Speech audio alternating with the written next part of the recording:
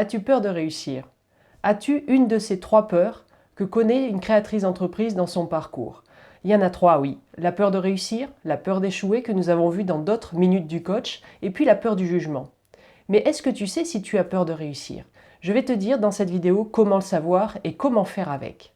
En fait, il faut savoir que lors d'une création d'entreprise et de son développement dans les 3 premières années de sa vie, puisque c'est là que c'est vital pour dire si une entreprise va pouvoir perdurer ou pas, nous avons plein de peurs qui sont mélangées en nous et nous avons du mal à nous en occuper, nous avons du mal à les regarder en face. Or, il faut absolument le faire parce que ça peut expliquer pourquoi tu procrastines, pourquoi tu peux même être stoppé net dans tes actions pendant des jours, voire des semaines. Ça peut expliquer tes hauts et bas émotionnels qui t'épuisent. Ça peut expliquer ce syndrome de l'imposteur qui te martèle en permanence que tu n'es pas légitime, que tu ne sauras pas faire, que tu es qui pour oser dire que tu vas vivre de ton activité entrepreneuriale. Donc oui, il faut regarder nos peurs en face. Après la peur d'échouer, on va parler de la peur de réussir. Est-ce que tu sais que notre cerveau fonctionne par association neurologique? C'est-à-dire que toutes nos expériences teintent des mots, des émotions, des ressentis physiques et que nous traînons ça. Donc des fois c'est pour notre bien et des fois c'est au contraire une malédiction. Si par exemple je te dis qu'est-ce que tu associes au mot argent? Il y a forcément des images, des mots, des concepts qui vont te venir à l'esprit. Peut-être que tu associes à l'argent la liberté, peut-être que tu associes à l'argent la difficulté à en gagner, ou au contraire, la facilité à attirer de l'argent dans ta vie. Peut-être que tu associes à l'argent les riches et leur côté peut-être malhonnête, ou au contraire leur côté de contribution au monde par leur générosité. Maintenant, qu'est-ce que tu associes au couple? Est-ce que tu associes la fusion, les moments partagés, la complicité?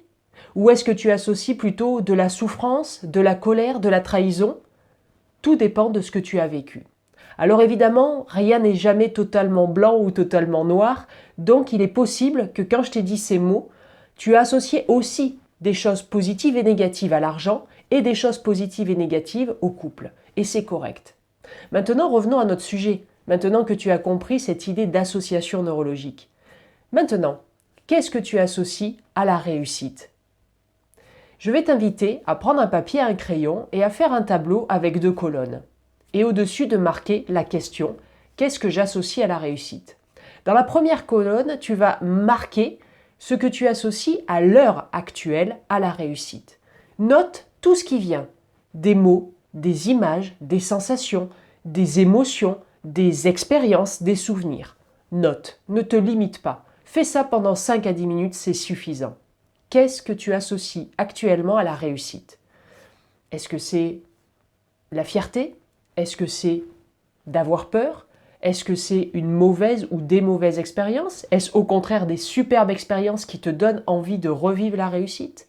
Bref, note tout ça.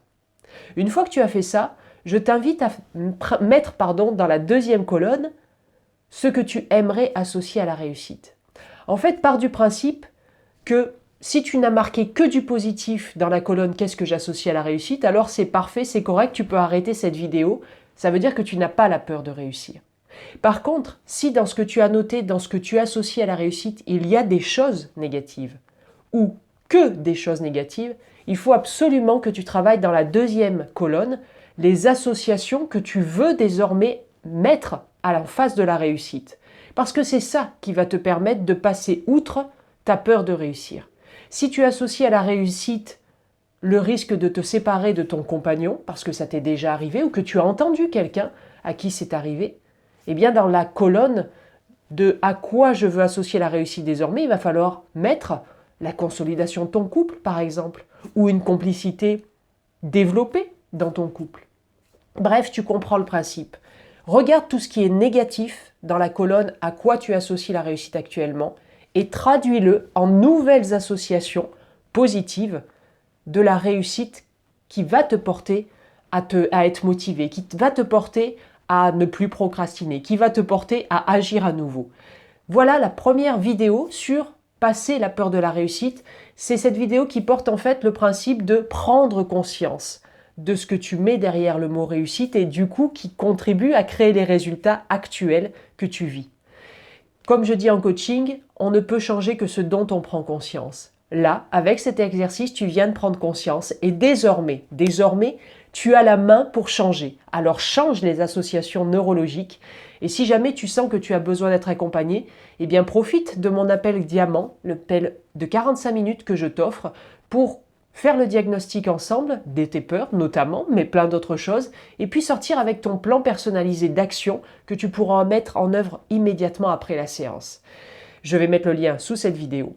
Et si par ailleurs tu trouves que cette vidéo a de la valeur, eh bien écoute, n'hésite pas à la partager. Peut-être que tu vas pouvoir aider quelqu'un qui vit une situation de peur de réussir et qui l'empêche justement de réussir.